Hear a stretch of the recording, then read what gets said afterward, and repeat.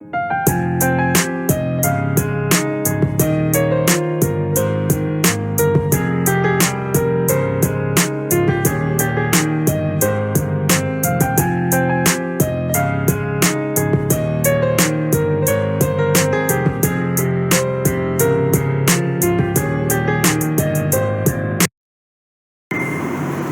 chào tất cả các con.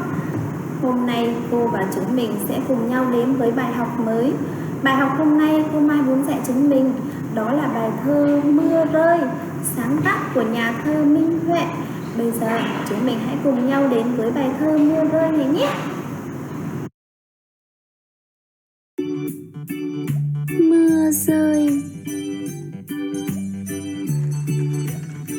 tí tách đều đều, từng giọt mưa rơi, mưa xanh cây lúa, mưa mát cánh đồng, mưa cho hoa lá nảy lộc đâm chồi, từng giọt mưa rơi mưa rơi. Các con ơi, hạt mưa thật là kỳ diệu đúng không nào? Mưa khiến cây lúa xanh tươi, mưa làm mát cánh đồng, để cây cối đâm chồi nảy lộc nữa đấy. Mưa còn đem đến cho chúng ta nguồn nước trong lành nữa. Mưa thật là đáng yêu đúng không? Chúng mình hãy nghe lại bài thơ này một lần nữa nhé. Mưa rơi,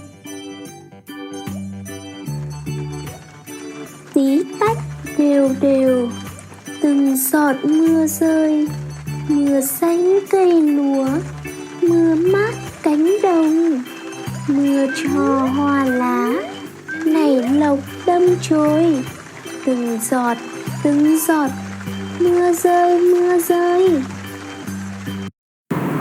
Các con cùng với cô Mai đọc bài thơ Mưa Rơi này nhé.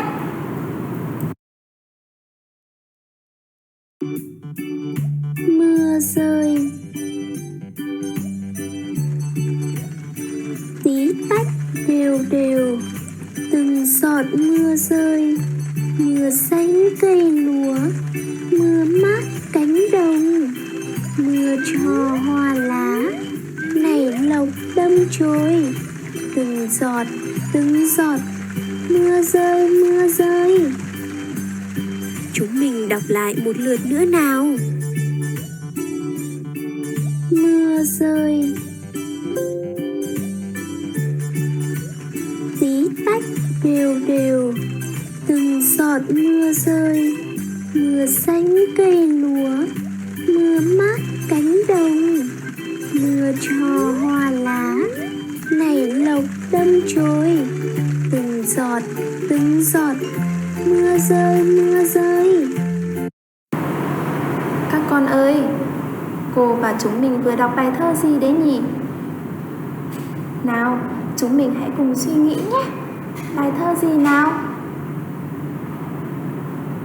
À, bài thơ Mưa Rơi đúng không? Thế mưa rơi như thế nào nhỉ? Nào các con ơi. À, tí tách. Đúng chưa? Rồi, vậy bây giờ chúng mình hãy cùng dậm chân theo tiếng mưa rơi nhé. Tí tách. Rồi, cũng rất là giỏi. Cô Mai khen tất cả các con. Khi trời mưa thì cây cối như thế nào ạ các con? À, mưa xuống giúp cho cây lúa xanh tươi, mưa làm mát cánh đồng, giúp cho cây cối đâm chồi nảy lộc, đúng không các con? Mưa thật là kỳ diệu đúng không nào? Bây giờ cô con mình sẽ cùng nhau đọc lại bài thơ này một lần nữa nhé.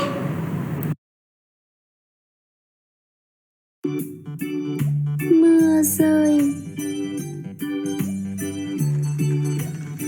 tí tách đều đều, từng giọt mưa rơi, mưa xanh cây lúa, mưa mát cánh đồng, mưa cho hoa lá nảy lộc đâm chồi, từng giọt Mưa rơi, mưa rơi. Chúng mình đọc lại một lượt nữa nào. Mưa rơi. Tí tách đều đều, từng giọt mưa rơi. Mưa xanh cây lúa, mưa mát cánh đồng. Mưa cho hoa lá nảy lộc đâm chồi. Từng giọt mưa rơi, mưa rơi. Vừa rồi cô dạy chúng mình bài thơ Mưa rơi. Chúng mình nhớ đọc lại bài thơ ở nhà nhé. Hẹn gặp lại các con. Mưa rơi trong